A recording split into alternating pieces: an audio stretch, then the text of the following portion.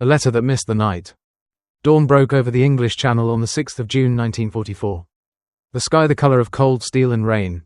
In a small, anonymous room in Britain, a Spanish man with guarded eyes and a careful moustache tapped a radio key with the patience of a chess player, then waited. He had good information that a storm was coming to Normandy. He'd been poised for hours to pass along the warning. But at 3 a.m., when he finally sent his urgent message, no one on the German end answered. The frequency stayed mute until around 8 a.m., when an operator finally came alive. And so, when the Spaniard transmitted his news, real, precious, perilously specific, it was too late to change anything that mattered on the beaches. Yet this delay would make him more valuable than ever to those who trusted him from the other side. His German codename was Alaric. His British codename, bestowed because he could play any role, was Garbo. His real name was Juan Pujol García, a Barcelona poultry farmer's son who would help persuade the German High Command to keep entire armies pointed the wrong way while the Allies clawed ashore in France. A volunteer with no audience. Juan Pujol did not begin as anyone's trusted agent. He started as a man with a private war against totalitarianism and a stubborn desire to matter. He offered his services to the British in Madrid and Lisbon and was politely turned away. So he made his own stage. He invented a spy network out of thin air, fed the Germans plausible nonsense gleaned from newspapers and travel guides, and built a reputation with Berlin's handlers, one fictitious agent at a time. Eventually, British intelligence noticed the ghost on their radio, this impossible network of informants in Britain that didn't exist but somehow kept sounding real, and brought him in. By 1942, Pujol was in Britain, managed by MI5 under the double cross system, the XX Committee. A quiet circle of bureaucrats, linguists, soldiers, and a few artists of deception who discovered that the surest path to victory could be the neatest fiction. The art of making nothing look like something. To understand Garbo's genius, picture a stage company with 27 actors, except every actor is imaginary. Pujol and his handler Thomas Harris wrote voices for them, schedules for them, excuses for their absences, and expense reports for their meals. The Germans paid salaries to these shadows, funded their travel, and read their reports with the absorbed attention of men peering at maps. Over time, Arabal, the German name for Garbo's network, became a trusted lens onto Britain that refracted and bent the light exactly as MI5 needed. Bodyguard of lies. In late 1943, Allied planners designed a deception architecture called Operation Bodyguard to shield Operation Overlord. The invasion of France. The largest pillar of Bodyguard was Operation Fortitude, split into Fortitude North, a phantom threat to Norway, and Fortitude South, the illusion that the decisive blow would fall at Pas-de-Calais. Not Normandy. The London controlling section and Ops B built elaborate scaffolding for the lie, fake orders of battle. Inflatable tanks that glistened like real steel in aerial photos, dummy airfields, spoofed radio traffic, and a celebrity general, George S. Patton, seated atop the entirely notional 1st U.S. Army Group, FUSAG, in southeast England. But props are not enough. You need critics to praise the performance, to persuade the audience that the show is worth their belief. That was the work of the double agents, Tricycle, Brutus, Treasure, and above all Garbo, whose reports made the make-believe army breathe. The voice the Germans trusted. From January to the 6th of June 1944, Garbo transmitted more than 500 radio messages, sometimes more than 20 per day, to his German handlers. The pace was a drum roll. The notes were meticulous, troop movements that never happened, units that didn't exist, and the patient construction of a false order of battle that made southeast England look as if it bulged with divisions waiting for the real blow. Garbo did not simply fabricate, he managed credibility. He warned of the invasion in the early hours of D-Day itself, then recorded his irritation when the Germans failed to be at their post to receive him. By the time they listened, much of what he had to say was already history. Precisely because those scraps of truth came late, they felt authentic, risky, and invaluable. Berlin's trust in him deepened. Calais, the corridor of certainty. The heart of Fortitude South was the insistence that the shortest hop across the Channel, from Dover to Pas-de-Calais, was the obvious, rational, strategically irresistible choice. The Allies obliged the enemy's expectations. FUSAG appeared to rustle its wings. There were dummy landing craft. There were intelligence sightings at the exact right moments. There were maps stolen that invited the eye to the wrong shore. And there was Garbo, who confirmed again and again that the main blow lay ahead. And the landings at Normandy, dramatic though they were, looked suspiciously like a feint to draw reserves away from the real invasion coming to Calais. On the 9th of June 1944, 3 days after D-Day, Garbo sent a carefully framed assessment to his German contacts. He and his agents had tallied what appeared to be 75 divisions in Britain, in reality closer to 50. The units that had gone ashore in Normandy were only a fraction of the might being held back. The implication was stark. Do not redeploy the 15th Army from the Calais sector. Keep it ready for the hammer stroke. German summaries carried his reports upward, all the way to the OKW. The German High Command. Many were quoted verbatim. The army that never came. The effect was strategic glue. For weeks after the 6th of June, the Germans maintained heavy forces around Calais. Even as the Allies fought through the Bocage toward Saint-Lô, Caen, and beyond, German commanders hesitated to strip Calais bare. Field Marshal von Rundstedt pushed against the caution, and Rommel worried about the gathering weight in Normandy, but the ghost that Garbo fed with oxygen felt real enough to keep armoured divisions and infantry pinned to the wrong map squares. By late June, there were more German troops in the Calais region than on D-Day itself, waiting for an invasion that would never arrive. The iron of a cross, the quiet of an MBE. For his extraordinary merits, the Germans awarded Garbo the Iron Cross. That is difficult to overstate, a medal meant only for first-line combatants. Granted to a man whose combat was invisible ink and radio hiss. When the war turned and the beaches held, Britain recognized him as well, making him a member of the Order of the British Empire. Few people in history have worn the honours of both sides with such terrible symmetry. Tightrope over London. Deception cannot always serve truth without grazing it. In late June, the Germans asked Garbo to report on the V-1 flying bombs striking London. He could not safely mislead them with precise bearings and impact counts. But silence would damage his standing. MI5 staged a solution, a brief arrest, with a formal letter of apology from the Home Secretary. After which Garbo was too wary to be seen in London and thus too constrained to provide exact V1 data. His credibility, carefully fed by careful limits, survived intact. What deception buys? What did Fortitude purchase? Time, for Allied infantry to dig in, for ports to be opened, for fuel to cross the beaches, space, to expand bridgeheads, options, to break out, to pivot, to keep the initiative, and in the counterfactual arithmetic of war, every German battalion that waited at Calais was a battalion that did not hit the US 1st or 29th Infantry at Omaha, or throw the Canadians back at Juno, or hold the British in place outside Caen. Fortitude did not win the war, soldiers and sailors and airmen did. But deception reshaped the battlefield on which they fought. Anatomy of the lie that served the truth. The craft behind Garbo's success is legible. Texture.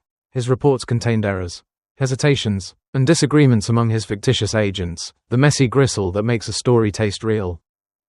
Cost. The Germans paid him and his network, which sealed the sunk cost logic of trust. Latency. He warned truth too late, spiking credibility without imperiling operations. Convergence. His narratives nested inside visible props, decoys, radio chatter, FUSAG, that aerial reconnaissance could swallow whole. Authority. His traffic percolated upward to the OKW, acquiring the patina of what we already know. The human being inside the legend. Strip away the legend and here is a person. Juan Pujol García. Born 1912, Barcelona, an ordinary man with an extraordinary streak of moral stubbornness. He despised tyranny. He believed he could harm it with words arranged like chess moves. After the war, he vanished into anonymity in South America and died in 1988. Years later, when historians traced his steps, they found a life full of contradictions, the humblest posture married to an audacious belief that a nobody could bend history by speaking with enough care to both sides at once. The weight of an empty army. On some summer nights in 1944, German soldiers dug foxholes in the chalky soil of Pas-de-Calais and watched the horizon for ships that never came. They were not cowards, they were misdirected. They obeyed intelligence summaries that cited Garbo's network 60+ times, repeating the shape of a threat that had the perfect geometry of a lie. Short sea lanes, big guns, flat beaches, Patton's pride, and while they waited, men in Normandy fought through hedgerows not with a guarantee but with a chance, a gift made, in part, by a Spaniard's careful fictions tapped into the night. The interview with reality. In the winter light of 1942, the small office where Garbo first met Thomas Harris smelled faintly of ink and cigarettes. Harris, artist-turned-case officer, studied Pujol's handwritten, network ledgers. Those careful pages where imaginary men had left very real footprints, rail tickets that would never be punched, lodging that would never be slept in, and the dull arithmetic of stipends for ghosts. What you've built, Harris said at last, tapping the paper with a knuckle, isn't only a lie, it's an ecosystem. It was a useful word. Ecosystems regulate themselves. If one agent fell ill, another picked up the slack. If one source sent a report too rosy, another contradicted it just enough to make the composite picture believable. Harris brought the theatre craft and the quiet bravado of a painter who understood light. Pujol brought the moral stubbornness of a man who could outwait storms. Between them, Arabal, Garbo's false forest, grew roots. Engineering a pulse. Deception is not a single thunderclap, it is weather, pressure that rises and falls so predictably the barometer on the enemy's desk becomes a trusted friend. In early 1944 they planned pulse weeks. For 3 days, the fictitious agents along the Kent coast would see trucks moving at dusk. 2 days of quiet followed. Then a flood of port chatter from the Thames. From these pulses, the Germans plotted rhythms, and from rhythms, they inferred intent. The pulses always realigned with the props. Dummy craft blooming like grey tulips in marshy estuaries. Tire tracks pressed by soldiers who were mostly carpenters borrowing boots. Garbo developed a signature. Reports carried human texture. One agent complained his wife threatened to leave if he kept late hours at the docks. Another asked Berlin for a bicycle. Citing ration constraints, a third requested money to treat a tooth abscess. An itemized invoice arrived later. In code, the Germans paid. Money is the most binding compliment. A letter to nowhere, a medal from everywhere. It is tempting to say the Iron Cross he received was absurd. It was, and it wasn't, absurd, because Garbo's battlefields were pages and keys. Not absurd, because modern war had already shifted the gravity of victory toward those who bend perception. In a file drawer in London, the medal's notice sat beside a clipping showing Londoners sweeping glass from sidewalks after AV1 strike. The paradox was the point. To save the real city you sometimes must honor the belief you create in a city that doesn't exist. At night Garbo wrestled with that paradox. He had fled tyrannies of uniform and rally, now he wore a ribbon from the machine he resisted. Thomas Harris diffused the knot with a shrug. Let them decorate their mistake. He said, we will decorate our survivors. The meeting that didn't happen.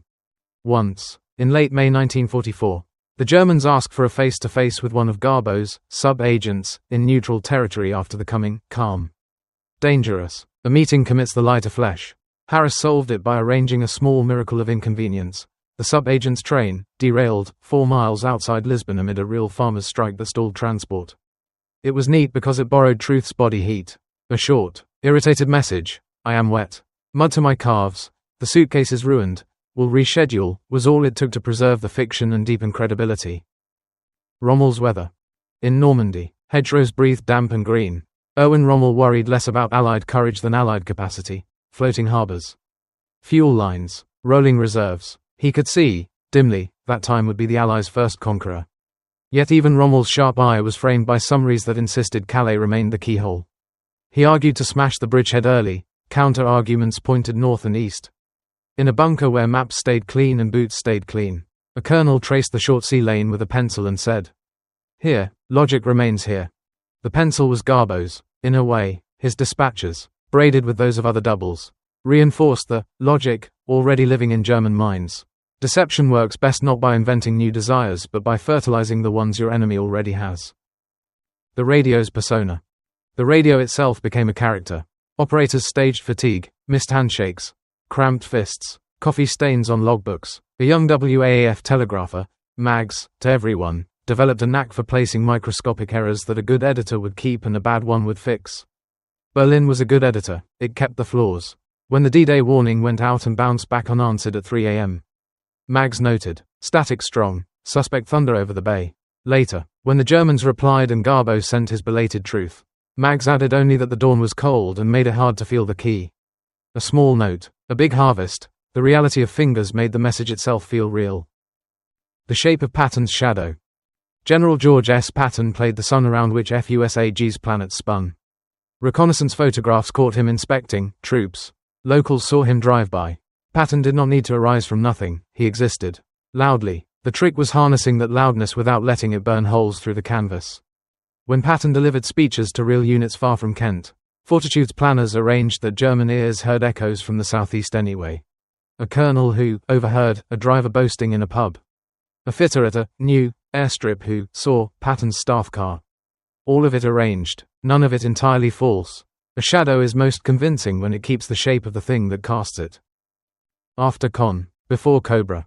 June dragged into July. In Con, The ground drank lives before swallowing the city. Still, the 15th Army clung to Calais. Signals showed corps commanders arguing about redeployments. Twice, strong panzer formations that might have bitten deep into the Allied flank were kept on a northern leash.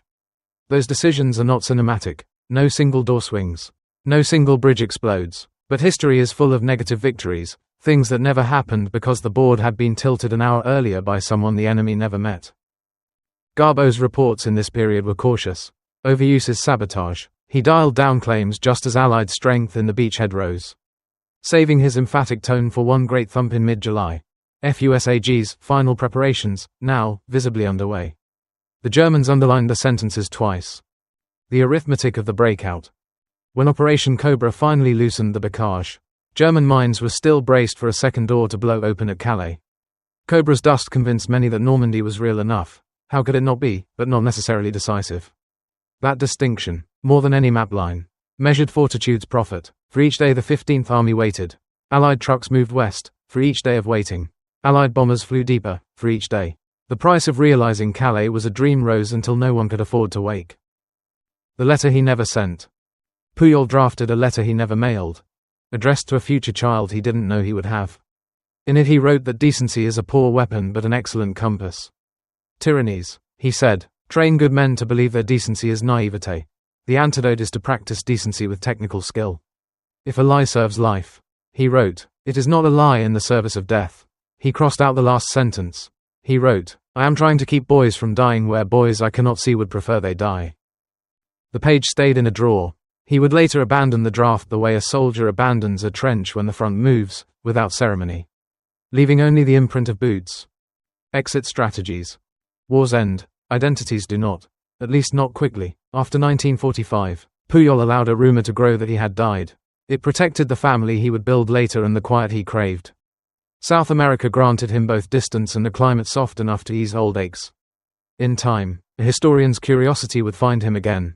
Older, dry of glamour, eyes still careful. The man who had once worn both an Iron Cross and an MBE now wore the anonymity of shopkeepers and teachers.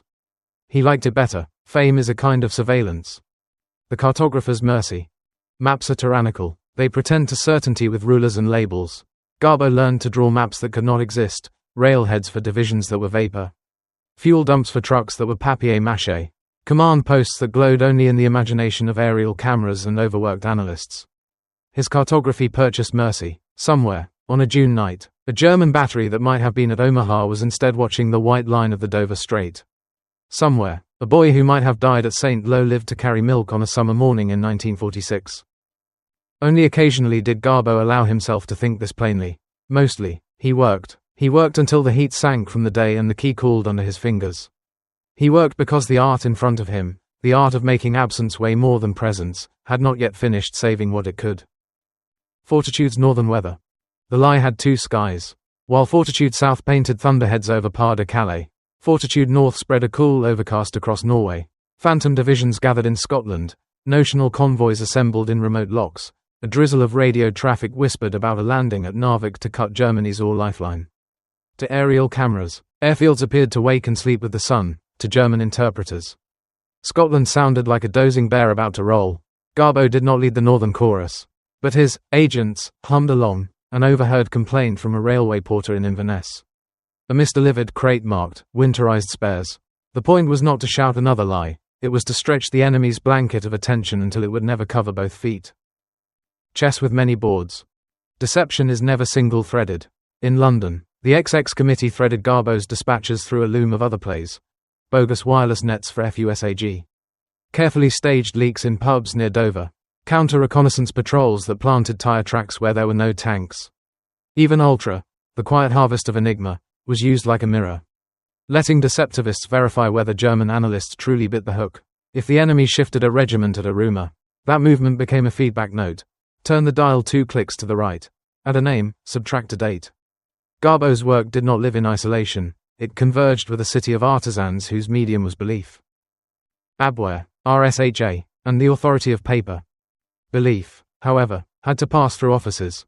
Across the channel, the Abwehr, military intelligence, and elements within the RSHA, the security apparatus, fenced for influence. Analysts wanted patterns, careerists wanted cover. Garbo's reports, dense, tidy, punctuated with human texture, gave both camps what they needed. Patterns, consistent talk of FUSAG, Kent depots, embarkation drills, cover, citations that sounded like other citations, a bibliography of confidence. A colonel filled a folder and slept easier. A general briefed a field marshal and kept his tone level. Somewhere, a clerk initialed a margin and pushed a decision 1 inch. War can pivot on inches of paper. Funkspiel and the lessons of the Netherlands. On the continent, the Germans ran their own Funkspiel, radio, games, using captured sets and impersonated agents. Especially in the Netherlands, success there made him certain that a skilled service could smell a counterfeit network. Fortitude turned that certainty into a trap, where German counterintelligence expected flamboyant errors. Garbo offered modest imperfections. A spelling wobble here, a petrol invoice there, a quarrel between 2 sub-agents over who had first claimed to informant at a ferry pier. The contrast disarmed suspicion. Garbo's world did not sparkle, it accumulated, like dust, like truth.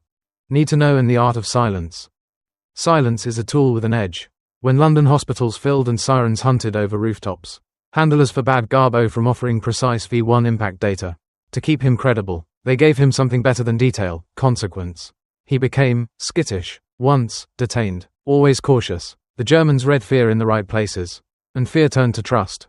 Deception is often the allocation of ignorance, who must not know and how convincingly they do not. The pastoral of an imaginary division. In Kent's orchards, where windbreaks look like hedgerows cousins, an imaginary infantry division learned to live a seasonal life. Spring brought road closures for bridging tests. Early summer draped cargo nets over embarkation boxes. A farmhouse on a lane acquired a painted sign warning off trespassers in an American slang no farm wife in England would ever use. One evening, a shepherd complained at a checkpoint about Yanks chasing sheep with jeeps. He was paid to complain. Every villager kept a secret they could tell loudly. And that, too, was part of the show. The aftermath that doesn't pose for pictures. Breakouts rarely leave statues, they leave traffic. After Cobra, the roads west of St. Lo became an argument of trucks. While the 15th Army waited at Calais, fuel moved like a second tide. Depots multiplied behind hedgerows, and the calendar turned the Allies' way.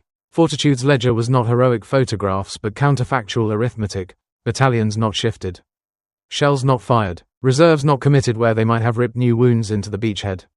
When historians map that arithmetic, the lines on their charts look like a patient heartbeat returning by degrees to normal. A theory of mercy. In later years, Garbo tried to name what he had bought. It was not exactly time, though it began there, not exactly lives, though it ended there. He called it margin, the humble distance between catastrophe and recovery. Margin soaks up mistakes, margin forgives a storm, or a bridge layer sunk axle deep, or a company that turns left at a hedge it should have skirted. If Fortitude purchased margin, then Garbo's keystrokes were acts of mercy that did not look like mercy while they were being done. The ledger makes sense only afterward. The way sunrise explains the dark.